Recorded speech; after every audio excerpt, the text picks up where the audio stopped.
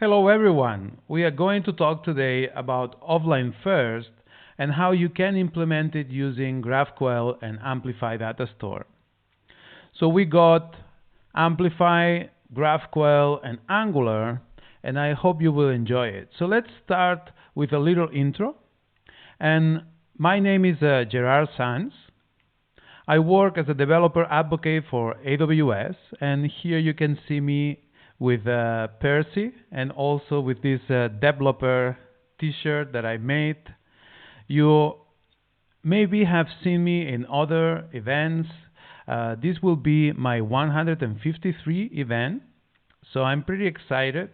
It's been, I think, now 6 years since I started, so let's cover the talk that we want today. And my first question would be for you to think, so what is offline first? And as a web developer, this is probably not a question that you do yourself that much.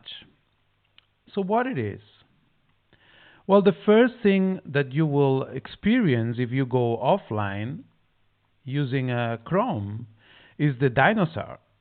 And I don't know if you knew, if you press the space bar when you see the dinosaur, you can play this game which is escaping from these cactuses. And I mean, this is all good and fun, but probably that's not the experience that you want for your users, is it? So how can we improve this? Well, offline first for web looks not only on how to get, offline ready, which will be avoiding that dinosaur screen, but also giving a great experience to your users. And this is providing them with the whole experience of your app. I mean, some people would just place a page with a message that the app is not available offline, but you can do better. So one thing that you can look into is how to add native-like features into your app. And we will do this during this talk by using PWAs, Progressive Web Apps. Another thing that you may wonder is, okay, so if I give access to my application offline, my first issue would be how to deal with data. So that's another quality that you want for offline first applications, which is having a reliable storage. You want to be able to store your users' data and be able to share it when you go back online. So we will be looking at how to provide these features for your users. And yeah, that's pretty much it. So that's the first section of this talk. So you can give you a pat in the back. We are ready to go to the next section. All right. So the next topic I want to look into is progressive web apps. And progressive web apps will give us all of these features that we have introduced with offline first. So what are the core requirements for PWAs? The first one is security. And our PWA app will be using HTTPS, which is a secure transport for our assets and the data. And why we use that? Well, the thing is, you want to be sure that your code and your data is protected, and no matter what happens, you can rely on that. So that will be the first core requirement for PWA. The second core requirement is having access to a service worker, and a service worker will give us the features that we want for offline first, and this is being able to work offline, and we will see how that works. The other thing that we get with progressive web apps is web app manifest, and the web app manifest will change how your app looks for different devices, and this includes desktop, mobile, and I also add here tablets, but it covers a whole new range of devices. So let's look at how the service worker works offline. And if we have an index HTML page, it will have some JavaScript and some assets. So if we do a refresh while we are offline, that will go through the service worker, which sits between the browser and the network. But if we are offline, the service worker will do something very clever, which is looking into the cache. And if we have installed the service worker, it will have stored these assets in the cache previously. So then it will just match the requests and give back the content, so the browser receive the same content as if it was online. So by using this approach, the service worker can provide the same user experience while being offline, which is quite impressive. These are usually the reactions from web developers, like, wow, you can get your app working offline. How awesome is that? Well, now you know how to do it. So let's see how we are going to achieve it by using AWS Amplify.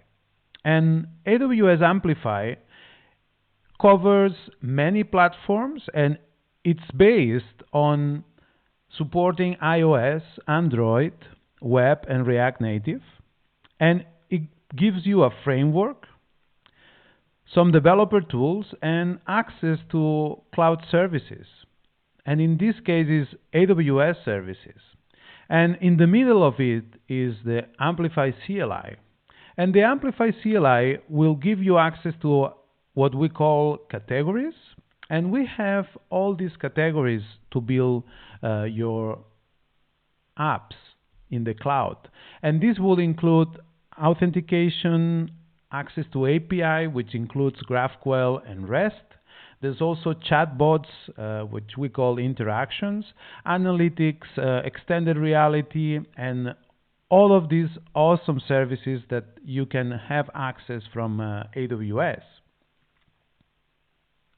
In this talk, I'm going to focus into authentication and API with GraphQL. So yeah, don't get scared. We are going to cover. It will be easy enough so you can follow up. So if you want, we are going to build this real-time chat room, which I call Chatty. And you can follow the steps to build this app. This is a separate content, and you can go to bit.ly Chatty Angular tutorial, and this is a step-by-step where you can build this app from scratch. And this is how it looks. So this is a single chat room app where users can sign up, register, and start sharing their messages. We will share this single chat room, and you will be able to send messages. And also, if you get like a lot of messages, you can also delete all the messages in the chat room. And of course, it supports emojis and all what you would expect. So this is what we are going to be using for this offline first app. And before we go into some of the details being used in the app, let me show you the architecture. So for the architecture, we have different pieces here. One is the AWS Amplify. This will host all our assets, HTML, CSS, and JavaScript, and will be part of the solution. Then we also have this bit where we authenticate the users, and we use Amazon Cognito for that. So the users go through an authentication flow. They can sign up. They also can log in and interact with the other users in our chat room. So that will be a feature that you will probably see in a lot of applications. And probably the most interesting bit here is the bit using GraphQL. And in order to implement our GraphQL API, we are going to use AppSync and Amazon DynamoDB, which will store the messages in our chat room. This will be using API calls, and behind these, we will be using Amplify DataStore. So how you go around building this Amplify app? Well, we are going to use Amplify CLI as we introduce, and these are some of the commands that you will need to go through. The first one is Amplify init, and this will set up your project, and you are ready to add new features onto it. The next thing we will do is add the authentication category. We want our users to be able to register and be able to log in. So that will be our first step. And then after that, we are going to add our GraphQL API. And we can follow the same approach. In this case, it's Amplify add API. And in all of these commands, we will be following some prompts. So the command will be asking you some more questions, but this is just an overview. When you are finished, you have made the changes locally, and this is the time to publish all of these resources in the cloud. So this is what you do with Amplify push. And that will provision and create the services that we saw in the architecture, so you are ready to go. So that's all of the commands that we will be using. And the first thing you will be building is your GraphQL schema. And this is at the center of using GraphQL API. So you need to define your GraphQL schema. And this has a specific TSL, and we are going to introduce some of the details. The first one is this add model. This is not included in the GraphQL DSL. It's part of the Amplify transforms. And by adding this add model, you will make sure that Amplify will create all of the resolvers and also all of the data tables that you need to support, in this case, the type chatty. And let's look into this type. So we have some fields, and we have an ID, a user. We want to know who is, writing the messages. We also have the message, and we want to show these messages sorted. So we need some kind of timestamp, and this will be the time that this message was created. Some of the type are also standard. We only have one type, which is this AWS datetime, that it's a type to store a datetime field. And you can also notice these exclamation signs. These are for mandatory fields, so you can also specify what fields you require. For the last field, that will be optional. So that's pretty much it. I mean, it's a simple type to just make our application work. So what we will be using in order to get this offline storage is Amplify DataStore. And Amplify DataStore is able to work offline. And the way it works is it provides a simple API for developers by creating a model for every type in your GraphQL schema. And these models will give you the shape of the objects. So basically you will be interacting with the chatty type at this level, and you will be able to create messages, update messages, delete messages, do all of the CRUD operations. What will happen behind the scenes is that the API, the DataStore API, will be using the storage engine and storing these messages locally while we are offline. And this can be used in different devices. We Amplify supports mobile and web, as we saw at the beginning. And in this case, if we are using web, DataStore will be using IndexedDB. And if you were to use a mobile app, that will be using SQLite. So this is how Amplify DataStore will provide this information. When we go online, this is what happens. We are going to introduce the sync engine, and that will synchronize all of the information that was stored in the DataStore while offline, and it will use GraphQL to sync the information with in this case with DynamoDB using AppSync. And AppSync is hosting our GraphQL API, and that will also give us access to AWS Lambda and also Amazon Elasticsearch. So there's few options there that you can also use to extend your application. So this is kind of an overview of how we are going to achieve that. And if just to show you a couple of examples, this is how you will create a message. And as you can see, we are importing the data store and also the model for our GraphQL type. And it's as simple as this. We will create a new chatty type, which is the shape of our object. And then it will just call DataStore save to create these on our local storage. So that's an example, very easy.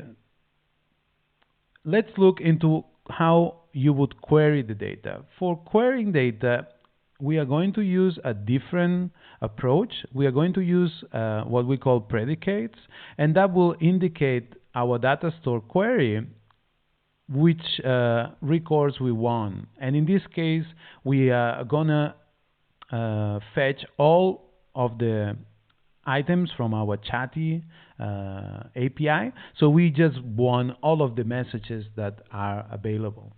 And we use this approach so we can get the list of messages.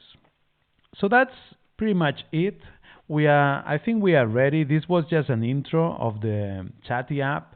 The next step is making it a progressive web app. And this will give us all of these features that we introduced at the beginning. The way you do this is by running the PWA plugin, and that will give us a lot of the features, so we don't need to worry and do those manually. This will run few things, and you can use the Angular CLI to do that. So you run ng at Angular/PWA, and it will just get this process started. One of the changes that I want to point at this point is how the index.html page is changed, and along with the app module. You can also see that where some other assets were changed, and we are going to look into that next. One of them is of course, the service worker, and the other is the web app manifest. So let's look into the changes that went into the index.html file. And you can see here I pointed some of them. So we are going to add the manifest. This will allow us to use different devices. Just to remember, these are different desktop applications and mobile besides web. And there's also a little change that is introduced just to show a message if the user has no JavaScript enabled. So these are some of the changes, just preparing for these extra features that we want. At the add module level, we will see how the PWA plugin just introduced the service worker. And this will be our service worker that we will be using to provide this offline support. So these are the changes. You don't have to do them manually. It's just going to be made by the plugin. The first thing that I want you to do is go and build the application for production with this prod flag. And what you will see on your this folder is all of these new assets that were created. Just point again the changes on the index.html file and also the manifest, the web app manifest. Besides that, we also get the service worker. So these are some files supporting our new service worker. When we do changes and while we are developing this new progressive web app support, you will be also facing a lot of builds, and probably you don't want to publish all of and every single one of them. So this is a way to run this locally, and you can install this HTTP server.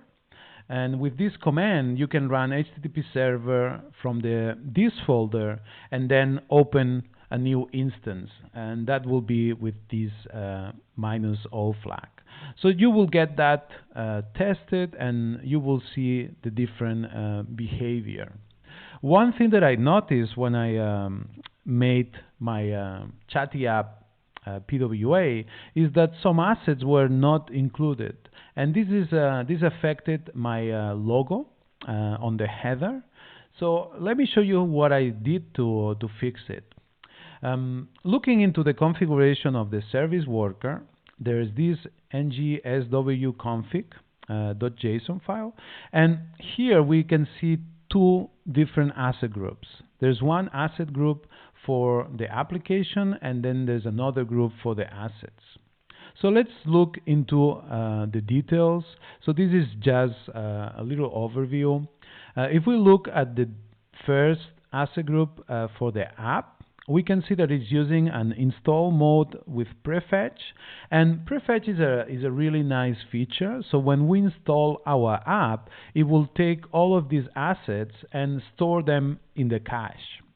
And it does this because these files and assets will be available while offline. And that will give us that offline first experience. And here we can see that some of the files have been already included. This includes the index.html page and also the web manifest with all of the files and CSS. And I just needed to add the logo as part of external URLs. Of course, this will fix that and made it prefetch, so that will be available after install. If we look at the other asset group with within this config file, we can see that it's using a slightly different approach. So it's using lazy, and lazy will wait until the app demands requests the asset. In this case, it will not prefetch the information until the app requests it. And this is quite smart, because if you use your app in different devices, not all of the assets will be needed. So if we prefetch all of the assets, they won't be necessary all the time. If we are in a Microsoft device, it will just use the Microsoft related assets. So that lazy option will be really good, because it will save space, and we won't be loading all that information. The information in the next property, update mode, means that when we update the asset, it will prefetch it. And this is good, because once we have a working device, the first time we load it lazily, but then after that we can be safe that the device is not going to change, so we can then prefetch it.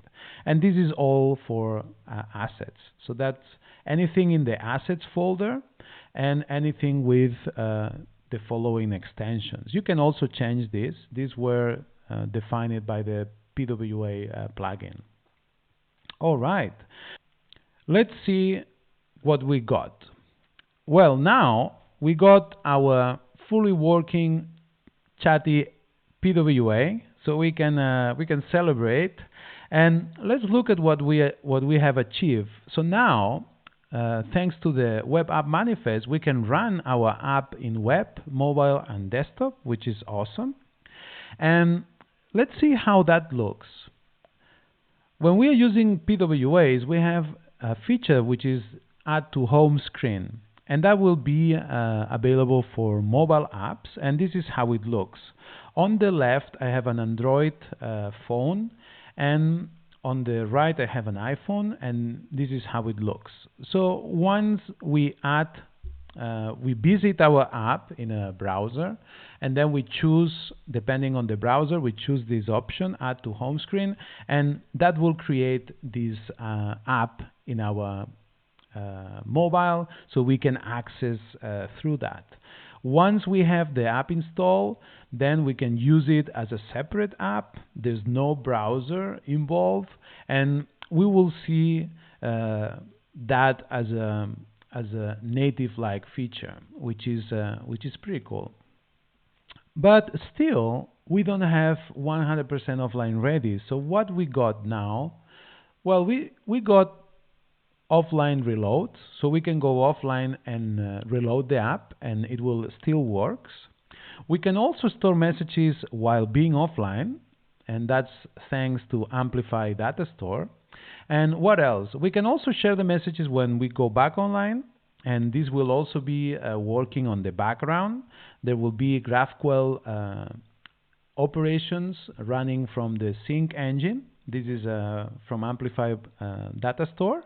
But there's some things that we didn't cover.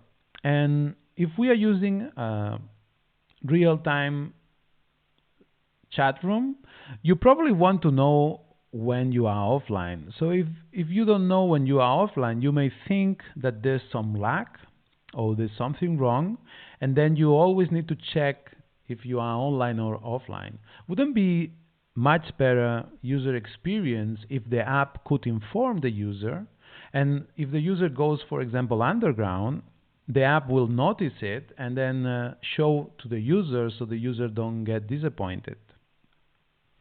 Well, the way we can improve this is by adding offline flag, and the way we will do that is by using the hub, and we will use it with ngIf, so that will show a message to the user. And this is how we will do it. We will add this offline flag and use the hub to listen to DataStore events, and we will look specifically to the network status. And once we change, we receive that changes on the network status, we will then show a message to the user and maybe change the user interface. So that will look similar to this. So if we go offline, we just change the color of the chat room. We also show this message: you are offline, your messages will be shared once you are connected. And then we can understand that the user is up to them if they want to create some messages, so they can forget about it, and they know that once they go online, these messages will be shared for them. All right. So what are the advantages and disadvantages of PWAs? Well, one thing that we achieve is that they load really fast because we have these pre-catch assets. So this will always make the PWAs a little bit faster than web and single-page applications. They also can work offline. They provide this full-screen app, these almost native-like features, and they can be used in the browser, of course, and also mobile and desktop. Besides, they can also use some features that come more close to the mobile users, so that gives us some extra features. This is just my last message, which is go and try it. And there's few resources that I want to share with you. So there's this Amplify DataStore Chatty PWA app Angular. This is the solution. So you can go and check the full solution. There's also a tutorial, and this is Amplify DataStore Chatty Angular. So you can go step by step and build the Chatty app and make it PWA yourself. So hope you have enjoyed. If you have any questions, feel free to ask them on the chat. So thanks a lot. Thanks for listening.